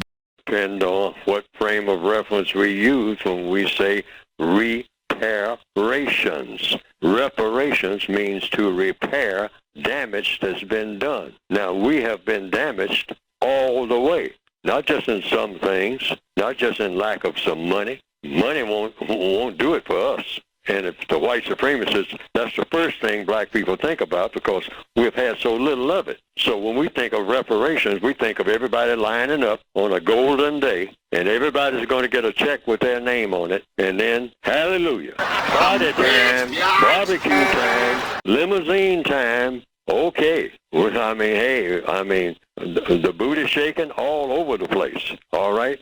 At last, free at last, reparations. No. First of all, we should get that out of our minds about cash. Cash will destroy us in about 20 days after we get it. It'll be the biggest mess you ever saw, ever. And the white supremacists will be laughing like I don't know what at our carrying on with that cash money. Millions of dollars for every black person. I can see it now. And if you stop and think about it and just look out the window at us now and look at how we go about doing things. Look at what's important to us. And then imagine us each with $10 million apiece instantly on a payday or $20 million or whatever it is. And then imagine us if we get paid at 5 o'clock that morning, what we'll be acting like by 5 o'clock that evening. With the state of mind that we have, being the type of people that we have turned out to be in the system of white supremacy here in 2019. Just stand back and think about it. That's all I'm asking to do. Just stand back. Reparations, cash for every black person who has suffered directly, indirectly in the system of racism, legacy of slavery or whatever, segregation, lack of civil rights, lack of jobs, being paid off $30 million for each black person. I'm just throwing that out as a figure. got paid this morning on this day, on a Friday, by Sunday, I have told people down through the years, I wouldn't want to be anywhere around us. And I mean that, seriously. If that's the deal that we would get, cash money to spend any way that we choose to spend, no conditions.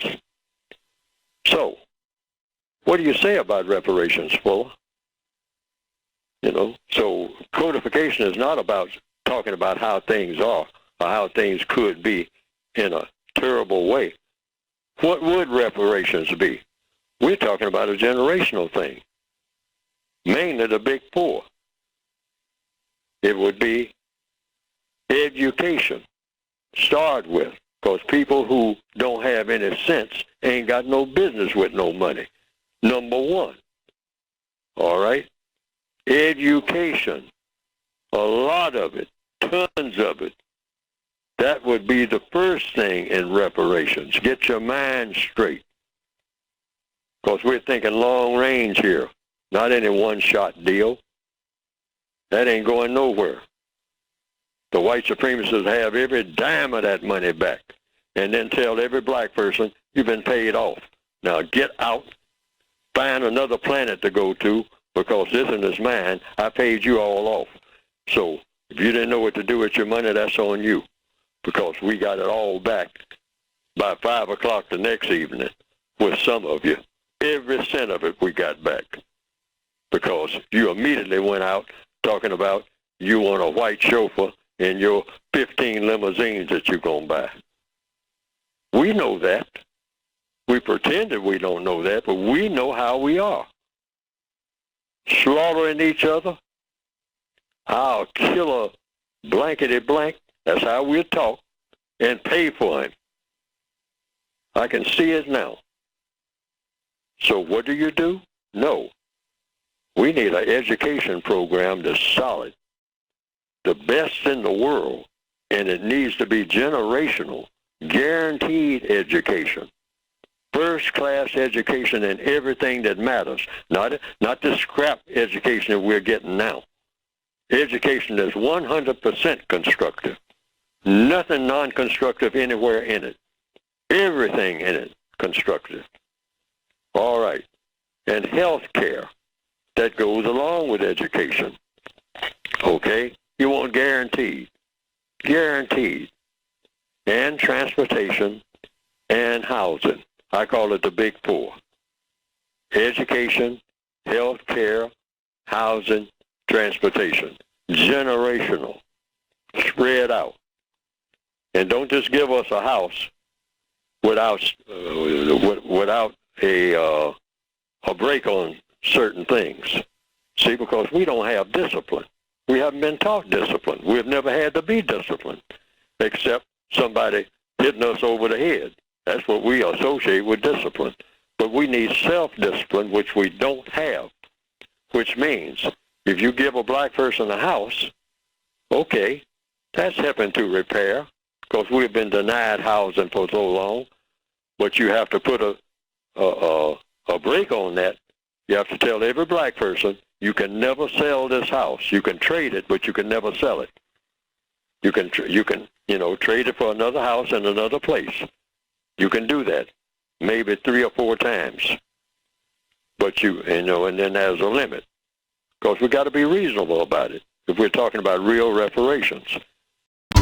Don't do anything, first of all, to attract the attention. You have to be like a soldier on a battlefield. If you're a soldier on a battlefield, because that's where you are. We are all on a battlefield. We are on a battlefield. We're not in La La Land. This is not Oz. This is not Shangri-La. We are on a battlefield. And when you look up and you see anybody who might be a suspected race soldier, even 6 blocks away, have your antenna up to not attract attention, just like you would on a battlefield. You're wearing a uniform. Your uniform is your black skin. And you're not going to attract the attention of a sniper.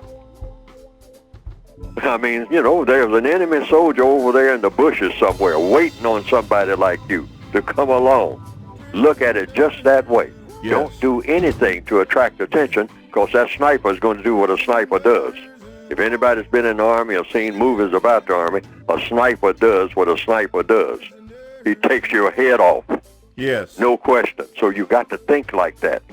You are walking down the street with your black skin, you might attract the attention of a sniper. Yes. Think that way, 24/7, all your life. That's going to happen. And when it happens again, it's going to happen again. I don't care how many demonstrations you have or how many filling stations you burn down. It's going to continue to happen. What you do, you cannot attract that kind of attention. Mothers have to teach their offspring. We're in a war. We are in a war. If you don't know where you are, you're in a war. You're in a war. Anybody spotted with a gun in a war is subject to die instantly, or with anything that looks like a gun, period. Christmas morning, I mean, you got cap guns and whatnot under the Christmas tree. You go outside with one of those guns and whatnot, you're subject to die. Every mother has to understand that. Every father. Otherwise, you're just going to keep crying over these funerals. You have to understand the kind of world you're in. You can't be nonchalant about that. Yes, you're not in Oz. You're in a hostile world. You're surrounded by hostility. You always wake up every morning knowing that you're in a war. That's the first order of business. We're not in peacetime. There's no such thing as that. We're in the middle of a war that never has been stopped. There's no such thing as peace being declared. People declare peace, but I'm talking about in a functional sense. Yes, sir. In reality, ever since the beginning of white supremacy, which is what I call the war, that's the only war that really counts. That's the war, that's the umbrella war of the entire planet. It's never stopped since the day that it was established. And everything that happens in a war is just a battle. And so the the different battles are going on in different fronts. I mean, Ferguson and this and that, but the battles happen every day. Every time there's an encounter of conflict between one white person and a non-white person. Yes. Every encounter is a part of the war. Yes, sir. In fact, even the most, what you might call bland or peaceful encounters, it's an encounter because there's a war going on between white and non-white. Yes, sir. Worldwide. Yes, sir. It's never stopped. Never. I mean, and people say, well, I work with white people every day. We get along fine and all like that. You're in a war, whether you know it or not, because the white supremacists who are running everything have never said that we are declaring a peace. We are continuing the system of white supremacy. So just because there are individual people who are smiling and laughing and joking and whatnot, and they're going to football games together and waving pennants and all like that, doesn't say that there's not a war going on that is never stopped. So what we need is codification to wrap this war up. It's got to be accelerated, and that's what I try to write with my book, the textbook for victims of white supremacy. We have to accelerate the pace in ridding the world of racism and replacing it with a world of justice. Well, according to what I've written in the code book, black people are not qualified to celebrate anything. Prisoners are not in a celebratory condition. Black people are prisoners of war. The non-white people of the planet in the system of white supremacy were born in captivity. We're still born in captivity, all of us. Everybody of color on the planet is born in captivity. Captivity to whom? To racist man and racist woman, the white supremacists of this planet. You're born inside of their prison because they dictate what you do in all 9 areas of activity and what you don't do. Economics, education, entertainment, labor, law, politics, religion, sex, and war. they dictate this to all of the non-white people on the planet. Mm-hmm. And so you have to think, speak, and act according to what they allow you to do. So you're in prison. And so you're not, prisoners are not qualified. They can go ahead and do it, but you're not qualified to celebrate anything. But the white supremacists love for their prisoners to celebrate everything, including being in prison. Celebrate that. Yeah. Okay? Have fun. Get out there in the prison yard, and I mean, hey, just turn flips and sing and dance and play banjo. Slaves are always encouraged to do this. Entertain yourselves. Entertain yourselves until you drop. But just be back on that job come Monday. Yeah. All right? All that is just like what prisoners do. What do prisoners do? I mean, every chance they get walking around in the prison yard, they start a riot. They fight each other. They tear up everything around each other. And then they have to do what? Wimp out and go back to their cells. And then the prison masters say, okay, you had your little fun now. Now get back in your little cell. I'm going to give you all solitary confinement. I'm going to punish you. But you will learn, because I'm going to cut off everybody's food now. Like we do, like they do when we riot. They cut off jobs. They cut off food. We burn up the neighborhood and whatnot. And then we sit and look at the ashes like in the movie Do the Right Thing. And then we suddenly realize we can't build nothing. And not even allowed to build nothing. So then, now what do? You walk 16 blocks to get a quart of milk for grandma and stand in line arguing with other black people about who got there first. And then even start a fight about that with other black people. Now, this is all by design, folks.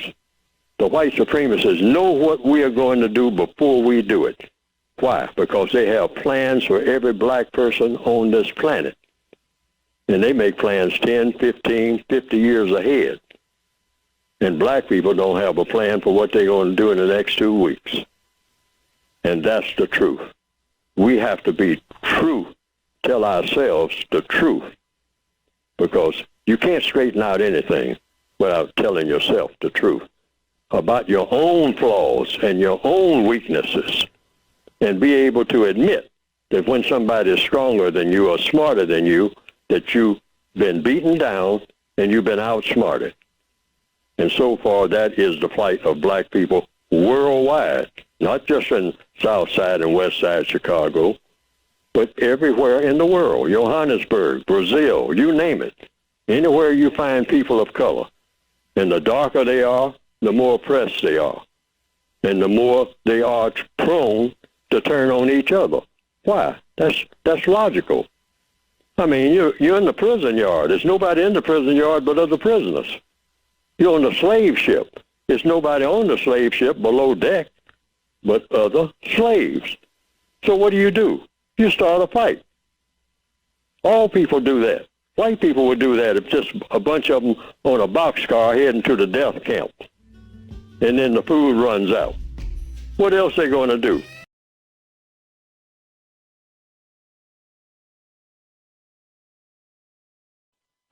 And I can understand it because we've been held back so long and beaten down so much. I mean, just when we make just a few baby steps or just crawl up to, just being able to crawl across the living room floor.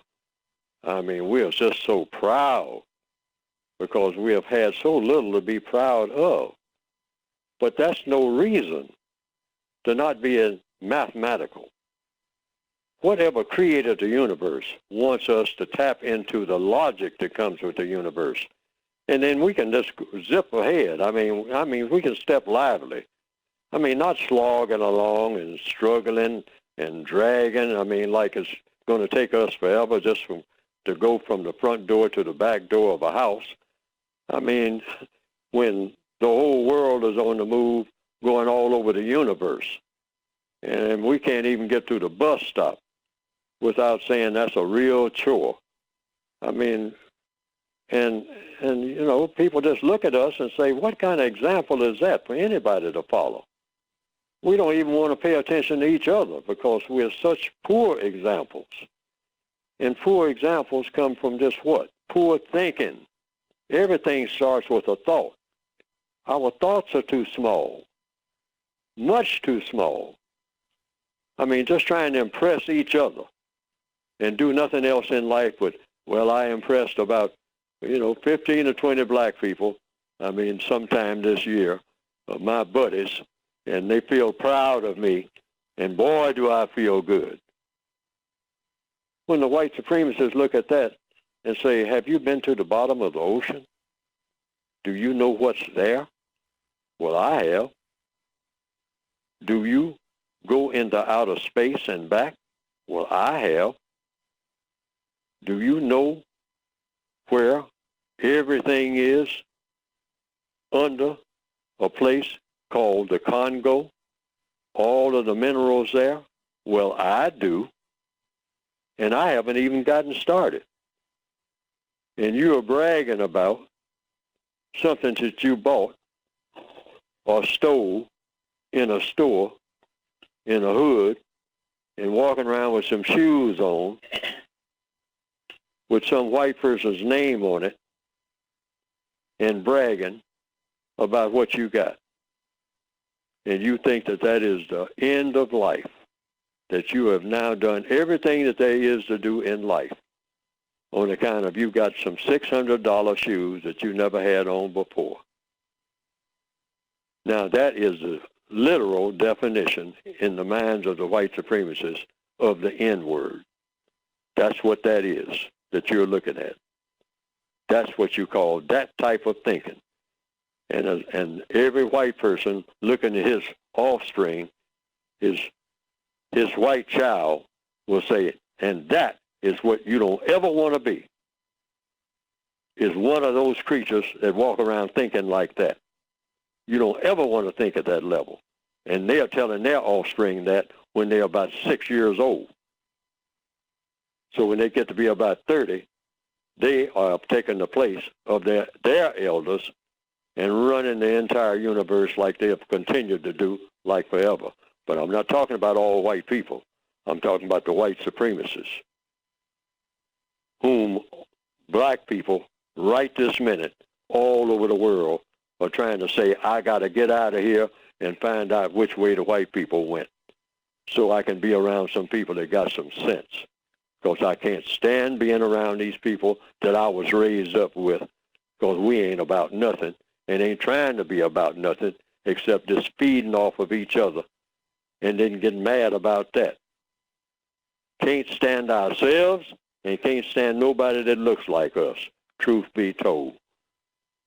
So which way did the white folks go? If I'm in Congo, which way did the white folks go? If I'm in Southside Chicago, which way did the white folks go? If I'm in Compton, which way did the white folks go? Well, why are you asking that? Because I can't stand this insanity here, that's why. Well, it's insane over there, yeah, but it's still better than here because there ain't no other place to go that makes sense. I ain't going where no more black people are because I know that they're not going to make sense in nothing that they do.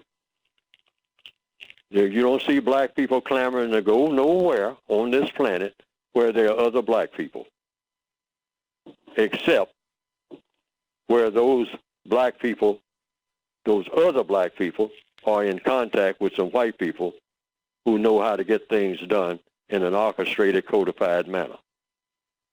Because that's the only places where anything is happening, truth be told. But it's the white supremacists' fault, because they set it up like that. But we shouldn't keep falling for it and pretending like it's not true. That's why I'm going to keep saying what I say. White supremacy. And don't dress it up, because it's the truth. They ain't supreme. Well then, all right, if they're not supreme, who is? Well, black people built the pyramids. That's not what I asked. I asked, who is supreme over you right now? There ain't nobody supreme over me but my God. Oh, okay. Well, what does your God tell you what to do? I go into the question mode now. And that's how you handle religion, too. Just go into question mode. The minute a person says that God is their leader, you keep asking questions. And then after they answer the questions, don't argue. Don't ever argue with a person about religion. Get back to that barbershop now, where religion is talked about all the time. Don't ever argue about religion. Just ask questions about that person's religion. And then when that person gets through talking about how much they believe in their religion, then watch and see what they do when the white supremacists come around. That's the test about who their God is. If you don't have to say nothing. Just watch what they do when the white supremacists come around and say, I don't like what you're doing. And well, what I'm doing is according to my religion. You gonna tell me with your black self, and I'm a white person in the system of white supremacy, and with your black self, you're going to tell me about religion and what your religion tells you to do, and I just told you to do something that's just the opposite? Oh, now it's testing time now. And every black person on the planet understands that. And Neely Fuller don't have to say nothing. I just stand back and watch. Supremacy? Yeah, do you even know what that is? Do you even know how to spell? Yeah, supremacy. S-U-P-R-E-N-C-S-Y. Supremacy. Do you know how to spell? Or are you just a bucula obtruculate?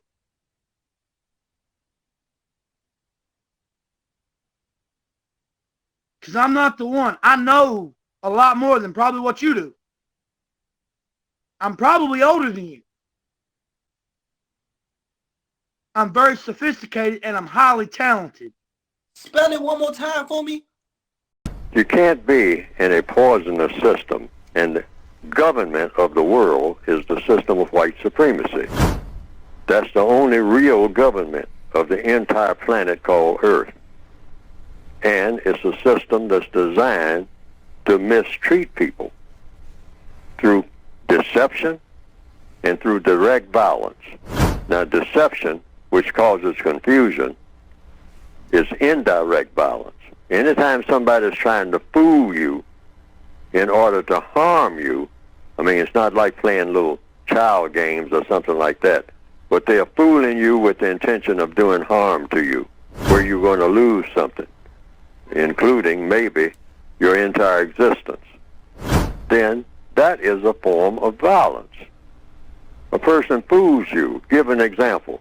A person knows that that bridge that you're fixing to cross is weak, too weak for your vehicle, because the person has made the bridge weak. They went out in the middle of the night and did things to the bridge to make it weak, so that the bridge will not stand the weight of your vehicle. Yes. So you come along early in the morning, happy, cheerful, going on vacation, and you're going to cross that bridge. And the person who made the bridge weak in the middle of the night comes out, gasses up your car, whatnot, and looks at you with a smile, knowing full well what is going to happen when you cross that bridge. And the white supremacists, that's deception. Yes. All right? He tells you that, hey, the bridge is open, and it's a brand new bridge, and you'll enjoy your trip, etc., etc., etc., knowing full well the weight of your vehicle is not going to get you across that bridge, and that you and your vehicle and your entire family and whatnot, what you call your family, is going to fall into the water. Yes, sir. Now, the racists know that. They are good at that type of thing. They do it all over the world all the time. Set you up for failure in all areas of activity. So that's just one. Okay? So you go waving, smiling, driving across the bridge. and the white supremacist and his white supremacist associates, they look at each other and wink and say, watch this. And the bridge falls and you perish. And that's what they call fun. Yes. That's the white supremacist mentality. Mm-hmm. I mean, they will help set you up. I mean, you know, on the surface, it looks like they're doing you great favors. Yeah. They're great at that. Yeah. Oh, yes. And that's in every area of activity. Yes. Yes. I mean, in economics, they do the same thing. In economics, set you up. And you think that you're going to be sailing, you know. Mm-hmm. You're going on, you know, hey, this is going to... Oh, but see, you don't see what's coming around the corner. Mm-hmm. Mm-hmm. All right? Mm-hmm. In education, same thing. We are educating you people. Come into our schools, and we're going to teach you this and teach you that. All right? You got to be able to you should go, because you don't have any options anyway. All right? Because they are going to teach you a lot of things that are very useful. But along with that, they're going to do what? That's where the poison comes in. That's where the poison comes in. See, when they're teaching you something, Mm-hmm. they're going to put a little bit of poison in it. In economics, when they're giving you something, a stack of money, somewhere in that, they got some cyanide or something between the stacks. Yes. All right? It's poison in everything that they approach you with. Economics, education, entertainment. Oh, you want to be a black entertainer. Oh, okay. They come on in. They dress you up, and they just say, how much money do you want? You know, you're going to make this movie, you're going to do this, you're going to do that. See, but at the same time, they're going to put just a little bit. They don't have to put much, because poison has a way of doing what? Spreading. Spreading. All right? So in everything that they got all glitzy and very attractive and all painted up and all suited up and extravaganzas all over the place and whatnot, they put just a little bit of poison in there, and you don't even notice it, but that poison begins to spread. And the next thing you know, what you started out to be a festive occasion Mm-hmm. is going to turn out to be a total disaster. Total disaster. Somewhere down the road. And Now, that's in every area of activity. Right. You've got to understand the system of white supremacy, what it is, and how it works. See, direct violence is when they just walk up and shoot you in the head. Okay, boom, yeah. Okay. That's a done deal. Yeah. You know, that doesn't call for a whole lot of explanation. You don't scratch your head about that trying to figure out what that's about. Okay. You're dead. That's what that's about. Gone. Okay. Okay. Now, the other is, and that's the one that they really like, because they can stretch it out and whatnot and enjoy it more. You know, when they kill you, you're just dead. They're just dealing with a dead body now. You know, that's over right now. But when they can confuse you over decades, just keep confusing you, having you doing stupid stuff and you don't know how stupid it is, okay? And they're just laughing all the way at your stupidity, at our stupidity. Yes, sir. At my stupidity, at all black people's stupidity, because we're supposed to be stupid forever, okay? And how do you keep people stupid forever? Having them doing stupid things and think that they're doing something great. And they do that through confusion. Mm-hmm. By telling you that it's great. Anything stupid that a black person does, the white supremacists will walk up and say, keep it up, all right? I mean, and stupidity to your detriment. You're actually harming nobody but yourself and other black people, all right? Mass stupidity. So they'll help you do that in all areas of activity: economics, education, entertainment, labor, law, politics, religion, sex, and war. Anything that they see a black person has a talent for doing or has a proclivity, you know, a desire to do. Yes, sir. You know, they'll look at it and they'll help you do it as long as they can figure out a way to make it non-constructive. All right, that's the thing to watch for. Mm-hmm. It's what you're doing. Is it constructive or is it non-constructive? And you should ask yourself, if it's constructive, how is it constructive? Mm-hmm. What does it actually produce that has a constructive effect? Stay in that question mode and ask yourself these questions as you go along doing whatever it is you're doing. Is this constructive? And if it is constructive, how is it constructive? Yes, sir. Yes, sir. All right? You should ask yourself that question all day long, every day, regardless of what you're doing. Ask yourself, this thing that I'm doing, is it constructive? Or is it non-constructive? Because there's no such thing as in between. Every move that every creature makes, birds, bees, people, alligators, is going to have a constructive effect or a non-constructive effect on something or somebody. What they are saying is, you black people are my prisoners. You are my slaves. You have never gotten out of slavery because you're under the system of white supremacy. It's just more sophisticated now. It's just another racism is a form of slavery. That's all it is. What is slavery? Slavery is mistreating people in a way and in a sophisticated form, if it's sophisticated slavery, that they don't know what to do about it. Slavery is nothing but a form of mistreatment. Subjugation and mistreatment. Domination, those two elements, and mistreatment. You dominate the person that you are mistreating, which means you dominate them in all of the areas of activity, including sex. And you also dominate them in the first area of activity, economics, how they use their time and energy. And in the second, education. So you tell a black person, you will announce to the world yourself that black schools are inferior, or that the education that black people are getting is an inferior education. Then you jump to labor, one of the areas of activity, and say, you're not educated, so therefore you can't work here. You don't have an education. Well, you don't have an education because you've already declared that the schools that you go to is inferior. You've already told the world that. So therefore you got an inferior education. So when you come and look for a job, you're not qualified for the job. You can't go into the labor market because your education is inferior, which means by proxy, you're inferior in doing anything of constructive value. So now, you're going to have a baby. Now watch this now. You're going to have another baby, and you're not going to have a job because I'm not hiring you on a job without an education. And I'm going to see to it you don't have an education because I never straighten out the school system.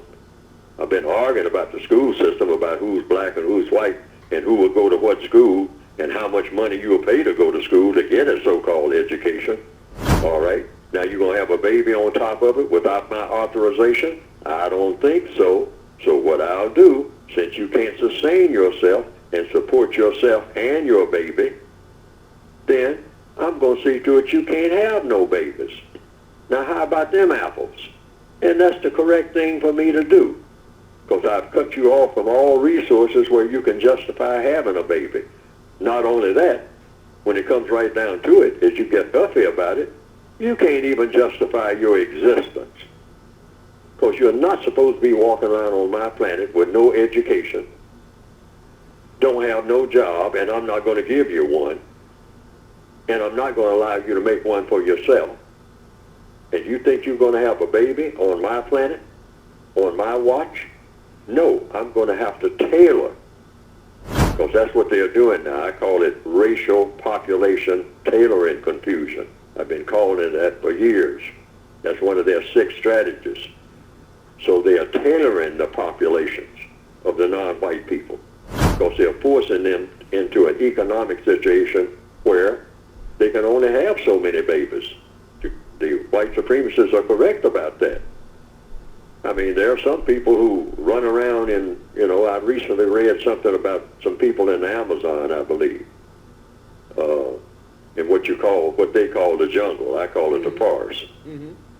But they have babies all over the place. Just one right after another. And some of them die of what you call disease or natural causes and all like that. Right. But the females keep having them. But what do they have? Because the white supremacists allow them to have it, by the way. They too are under white supremacy. But on account of their primitive conditions, and that goes back thousands of years, and that's all they are used to, they can have unlimited babies because they're all going to be self-sustaining. That's the key.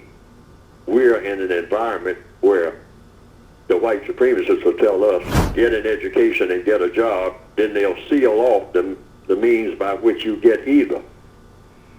And if a few black people seem to really want to get educated and don't give up on it, then what have they been doing in the last 15 or 20 years?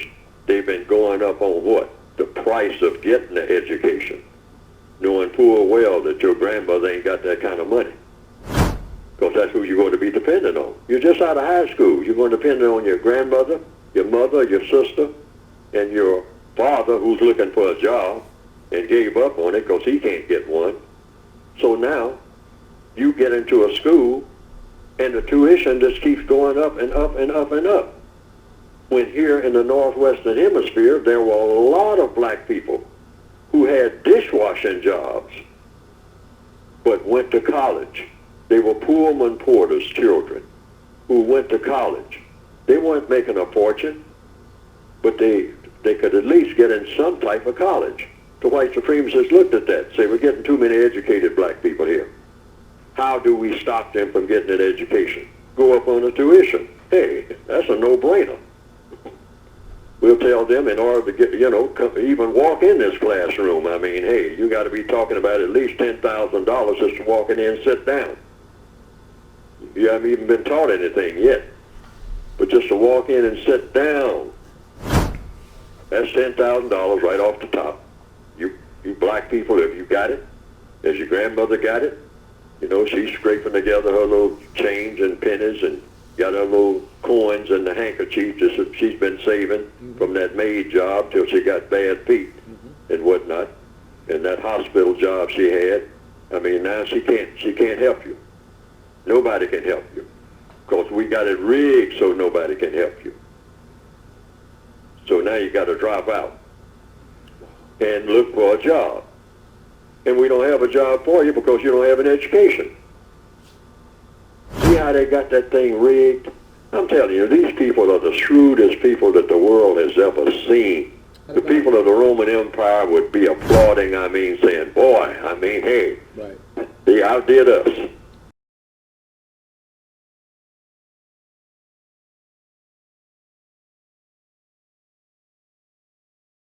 Now, some people have said they've seen some cartoons of my work on the internet that have been presented, and that it pretty well embellishes what I have been trying to say in my textbooks. And to the extent that it does that, well, that has been, from what I understand, some people reported to me, a plus. Because they didn't understand what I had written very well, but when they saw those cartoons that just repeated what I was saying and attaching my name to it, and came right out of the book, the material did, they say that they better understood it. And I can understand that because people are kind of visual, particularly in the year 2021 now, more visual than ever.